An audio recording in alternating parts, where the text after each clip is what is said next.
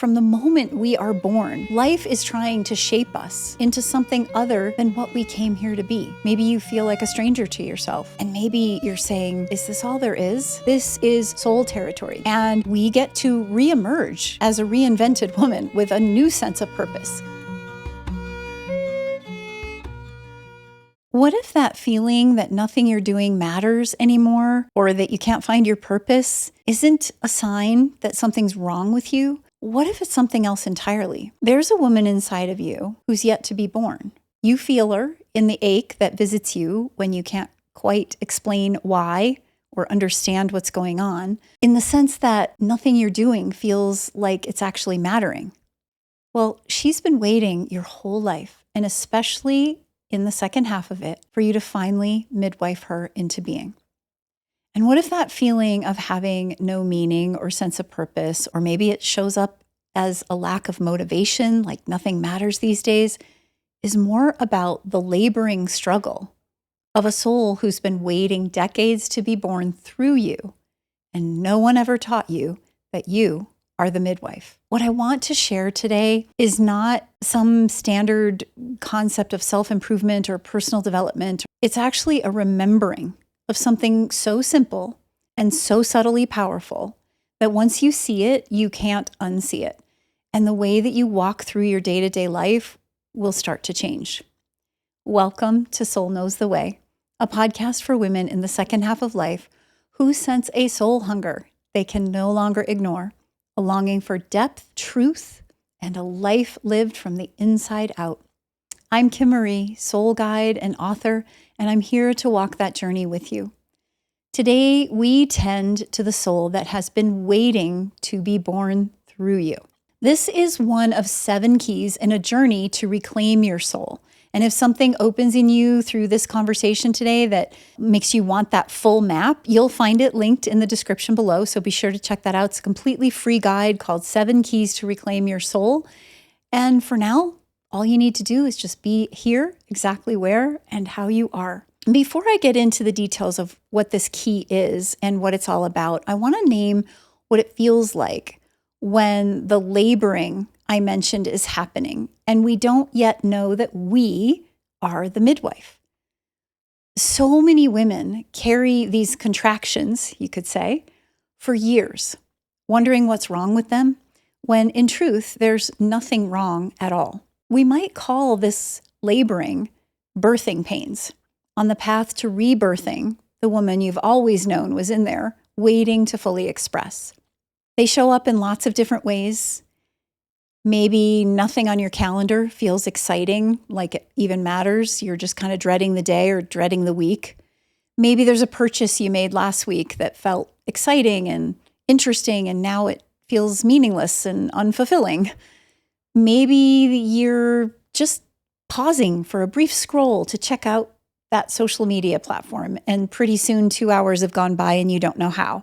Maybe there's an accomplishment or an achievement that you've finally reached, and it lands without a sense of felt joy. Why would that be? Maybe there's an argument that just keeps repeating with a beloved, and neither one of you even remembers what it's really about. Maybe that glass of wine at dinner turns into 2 or 3, or maybe 1 or 2 before dinner. Maybe you start to feel a sense of disillusionment with old traditions and frameworks, and maybe even the spiritual path you once trusted. I get a lot of women that feel this disillusionment with their faith, and they're really questioning everything around that. We can also see this show up in body symptoms that no test, no doctor, no expert seems to be able to explain, and a sleeplessness that won't let up, and you feel like something inside of you is held back, but you're not sure exactly by what. Some women feel almost a subtle panic, like they're running out of time for the life that they sense is possible, but don't know how to access. Or maybe you're going through the motions of a life that should feel like yours. It's supposed to be full of joy, but something just feels like there's a dryness or an apathy to it.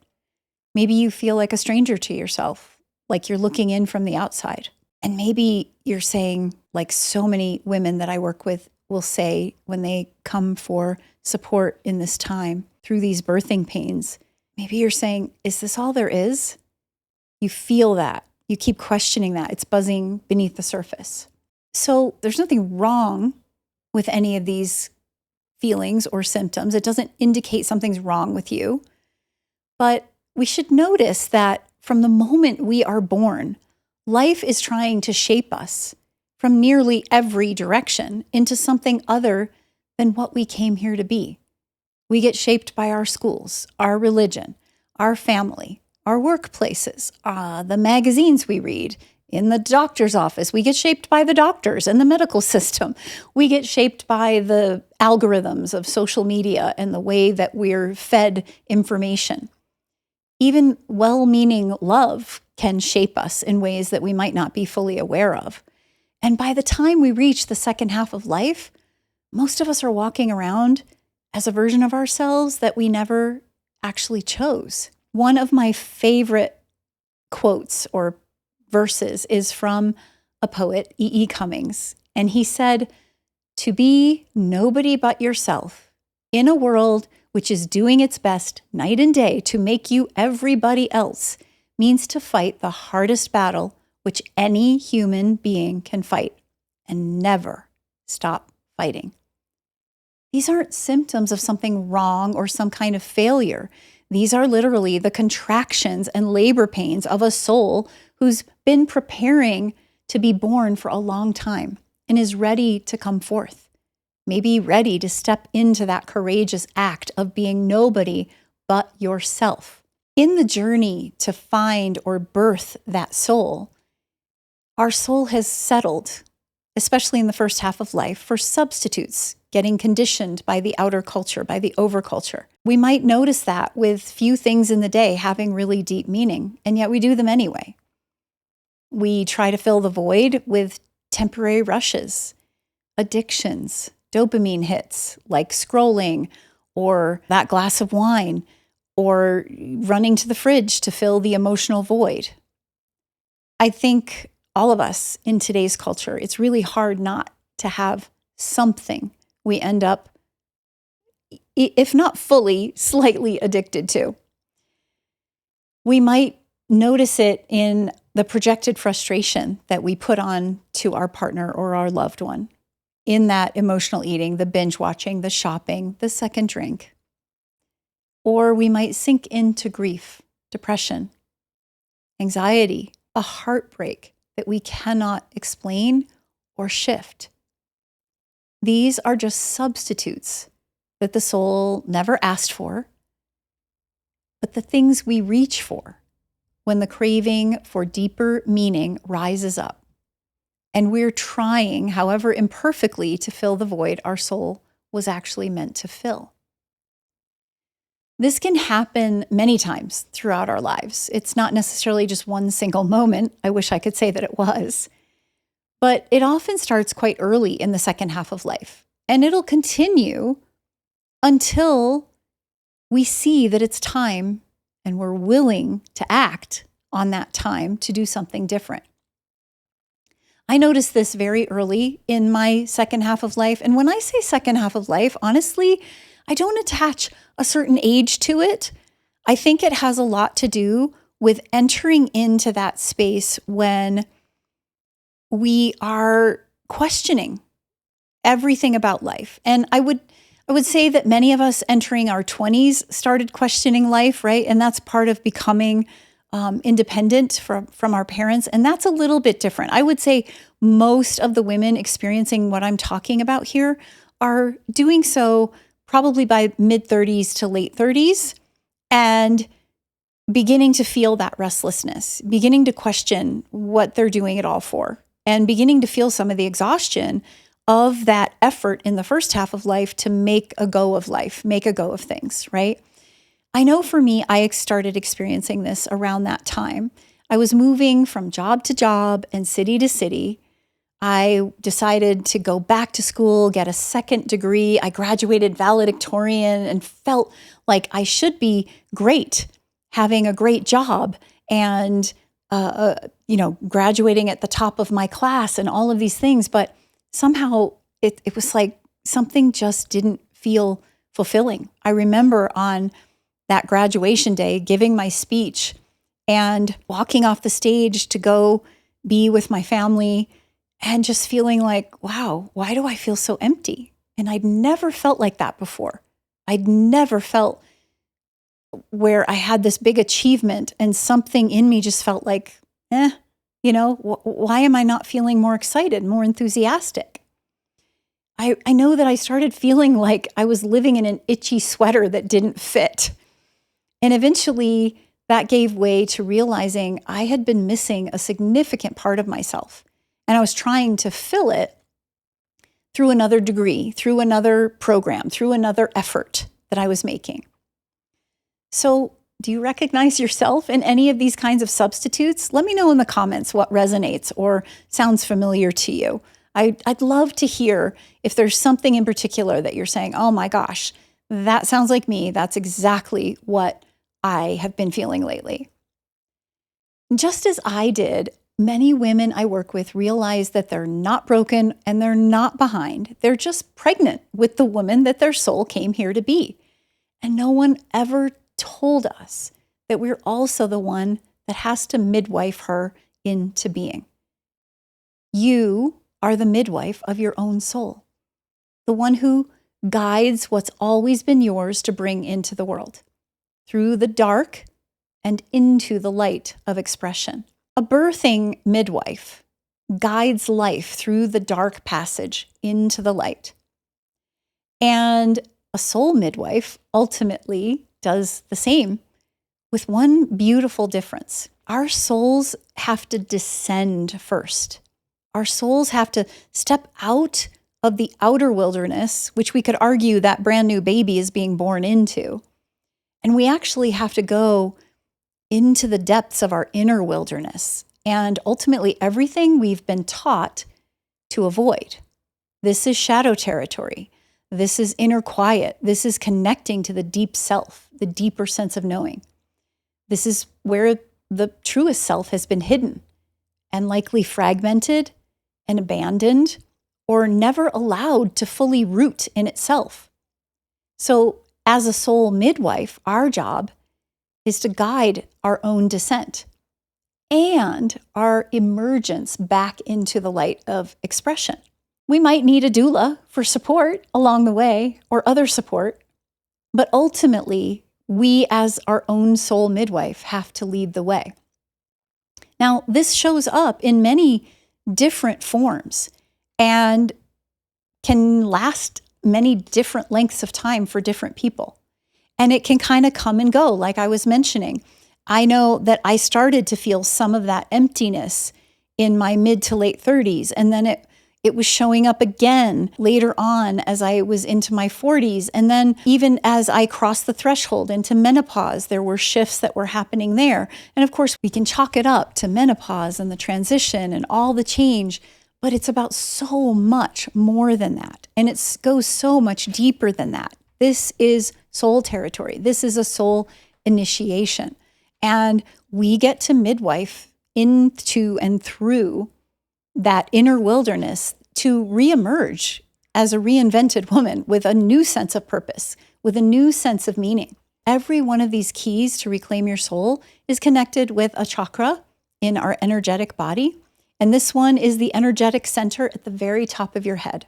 This is the doorway between source and soul. This is the path through which our original essence or our original wisdom is able to flow in. And when the crown is open and the woman within is ready to be midwifed, what comes through does not match what the outer wilderness stamped upon us in the first half of life. It's not any kind of borrowed expectations or dogmas or doctrines or rigid rules that we've been taught to follow. What comes through is original to each of us. It's the wisdom that we came here carrying and we're finally allowed to enter into, finally remembering, finally able to start expressing through our lives. The chakras weave together And there's more information about all the other chakras in the previous episodes that have led up to this particular one. If you want to go in to looking at any of those, I'll leave a link to the playlist in the description for this entire series on the 7 keys to reclaim your soul.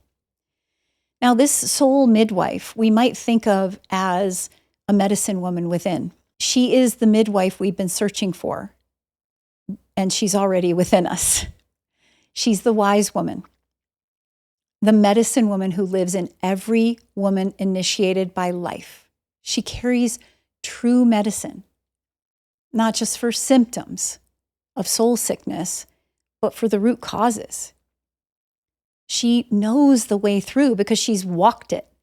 She's embodied the wisdom. The medicine woman you've been searching for is the one inside of you, deep inside, waiting to be midwifed forward.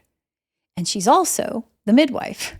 She is both. And here is yet another paradoxical element that is such a classic quality of the sacred feminine. And that sacred feminine is what is rising in today's world, calling to us to do this. She's waiting to be connected with. Now, this midwifing that we do, it does not happen in a vacuum. It happens holistically through the whole of our being and in all domains of our life. So what do I mean by the whole of our being? Well, I teach in my Solace program and go deeper into this there. But ultimately what we're talking about is we want a coherence of our entire beingness. Most of us are stuck in our head, in the intellect, in how we make sense of what's real, how we ultimately analyze or strategize things. But we also have to tune into and feel coherent with the feeling life, what we're moved by, what touches us, what we're sensing in our bodies and in the world around us, as well as dropping even deeper into the body toward the point of action, our will forces, what we're willing to do, to choose, to decide, to act upon. We need coherence in all of these things. If only one of these is being midwifed, the soul cannot fully arrive. The whole of our being has to be in connection and in relationship with each other. And also, as I mentioned, we need to be addressing this, midwifing our medicine woman, our soul, through the whole of life. So what does that mean? Well, the whole of life is our relationships, our health and our body, our finances, our spirituality and our inner life, our family and close connections and loved ones, our community, our career and vocation that calls to us, our home and how we live in it, the environment we surround ourselves in. This is the whole of life. It's also going to include even broader elements like the culture, the society, the doctrines and dogmas that we ultimately get to choose what we take in and what we leave behind. They're all going to be part of what we're midwifing and determining, just as a midwife has tools and preferences and things that she can do depending on how that birth is going. We need to use those tools to discern and decide and choose what is going to work for us. Wherever the soul has been held back from expressing in any of these domains, the woman waiting to be born stays partly unborn. There is so much more to say about holistic living and what that actually looks like as a daily practice. And I know that I'll be talking more about that. And there are other videos on the YouTube channel, if you're watching there or listening there, that talk about holistic living. And I'll be unfolding more about that in future episodes. But for today, what really matters is the simple recognition that midwifing itself has to be holistic because the soul is expressed holistically. So I want to offer a little technique, not really a meditation or anything, just a little technique that you can use. And it's an imagining. It's a feeling rather than a noticing. So you can do it with your eyes open or closed. You can do it with your body still or moving. And what we're going to do is bring to mind the woman inside of you who's not yet been born.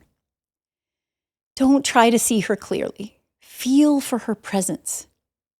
She's been waiting quietly, patiently, sometimes desperately for you to turn toward her. You don't need to know exactly where or how or with whom she's living. Just feel her. Feel into her. Where does she live in your body? What posture does she carry? I have a very strong doubt that she's slumped over and kind of, postured in such a way that she's not really much excited about life. I have a feeling she's holding a very different posture. I want you to feel into that. Feel the quality of her presence.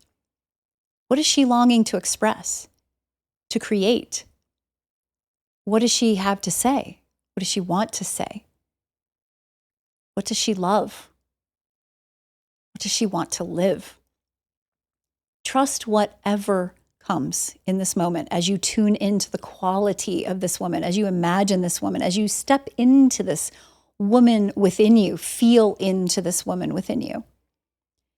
And as you do that, I want you to bring your awareness to the top of your head. And you can just imagine a soft circle of light directly above the crown of your head. This is where original wisdom you came in carrying is held. It's the soul's first language. And it's able to pour back in. Let that crown space open very slowly, the way the branches of a tree might burst forth with blossoms and leaves opening to the sun. Open to that light to stream forth. Let the stream of warm light pour in through the crown, slowly, gracefully, down through the throat, into the heart, into your womb space, into your legs, and rooting into the earth. Let it find that woman waiting inside, the woman within the tree you've just turned into. That woman is rooted. That woman is reaching for the sky, for the heavens, for spirit with her branches, with her open crown. I want you to let that light fill every cell with warmth and awareness. Loosen whatever's been frozen with the warmth of that light. This process of opening to that is a beginning of midwifing. We want to feel for the smallest movement of her toward her emerging. And feel into that from a fully rooted and fully open place. What's one thing today that she would express if she had your permission to come forward? I want you to ask yourself that. One thing she would express if you gave her permission in this moment today. Or one small choice that she would make. Or one statement she would say out loud. One action she would take, or one thing she would put down, and something else maybe that she would pick up. Midwifing itself does not happen in grand gestures and decisions. It happens in the next true and authentic moment, the next guided contraction of soul birthing through you. It's the next opportunity to make a choice, to make a decision, to find the path forward. This is what the midwife key is asking of you, the 7th key. Not a single act of bravery. It's a daily, ongoing tending that we're doing. The soul is patient, and she is so loyal and so faithful. If you make the commitment to turn toward her, she will commit to coming forth. She will commit to birthing into this life in the fullness that she's here to express. So there's a question that we can begin to ask in everything that we do that is a very powerful midwifing tool. Whenever we are faced with something to do in the day, which is a lot, we can ask ourselves, what's meaningful about this? We can say this, ask this, speak this before opening our laptop in the morning, or maybe before we plan our week. What's meaningful about this? Ask that question for everything we're going to put on our calendar and question whether it is meaningful. It can be spoken, that question can be spoken before we say yes to something. What's meaningful about this?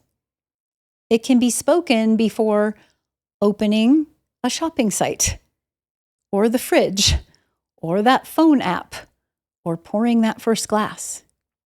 What's meaningful about this? Most of the time, the honest answer is not much, if anything. Your soul knows. Your soul knows the answer.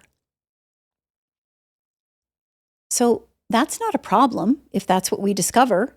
It's information. It's guidance. It's a way of navigating. Now we have more to work with to bring that soul forth. The soul is simply saying, let's not waste this time on what does not feed me. We want to focus on the meaning that we choose, not the meaning that we're given, not some kind of meaning that's bestowed upon us by a job title or a relationship status or some kind of outcome or approval or validation. We want the kind of meaning that is felt far deeper within, and it's generated by what we tend to, what we create, what we let matter, what we midwife. When we stop waiting for meaning or purpose to be handed to us or appear to us, and we start choosing what's actually meaningful deep within the soul, then the soul is being midwifed into every part of our day. What a beautiful treasure that becomes. Every one of the 7 keys to reclaim your soul is its own way or form of midwifing. The root key, the empty key, the claim key, the love key, the articulate key, the intuit key, and now the midwife key. They all work together as a whole expression. The other 6 keys are companions to this one, and they're all ways the midwife within does her work. For today, let me leave you with one more thing. The simplest next step that you can take. If this episode opened something in you, the free guide and its accompanying audios is the next true step. It's completely free. It's linked below. And it's the map I wish someone had handed to me at the beginning of my second half of life. There's a playlist for the full series in the description. One episode of this podcast, this Soul Knows the Way podcast, for each key, each working on their own, standing alone, allowing us to have guidance in our lives, but each working together, each weaving together as you move forward through your life. So you can work with those as you feel drawn to them. If you want added support on the journey with other women in the second half of life reclaiming their soul, please remember that I have a free community called the SOULSTEAD. It's a free gathering space away from the noise of social media, and that link is also in the description. And I offer many free options, like the 7 keys, like the SOULSTEAD, to support women in nurturing their souls, including this podcast. And if at some point you sense you'd like to go deeper with ongoing guidance and support, there's a very affordable, ongoing soul sanctuary that I call Solace, where the work of midwifing your soul unfolds through the seasons and the process of remembering who you are, reconnecting to what truly matters to you, re-envisioning new possibilities from that newfound understanding, and ultimately rebirthing yourself into the soul and spirit-embodied woman that you came here to be. There's a link in the description for my Solace program, and I'd love to connect with you there. If there's a woman inside of you who's been waiting, I'd love to know what you sense about her. Share it in the comments with me. What are you sensing is wanting to emerge? Just one word, one phrase that represents her. That noticing is in itself a form of midwifing. And I hope you'll remember this going forward. You are not behind or too late. You are not a woman who failed to become someone, and there's nothing wrong with you or your life. You are a woman who's simply been pregnant for years with a soul that's waiting to be born, waiting for you to turn toward her and midwife her into being. She came in with you. She's the one waiting to be brought into the light of full expression. And the midwife she's been searching for, the medicine woman with the true medicine, is also you. She has been learning her way in the first half of life. She has been indoctrinated in so many ways through the first half of life. And now you get to change that. You get to find the real version of her. Open up your crown. Let that original light of your essence in. Take her hand. Guide her to come forward. One contraction, one labor pain, one birthing pain and emergence at a time. In the weeks ahead, we'll keep tending the soul together through many doorways and many seasons, and I can't wait to see you there.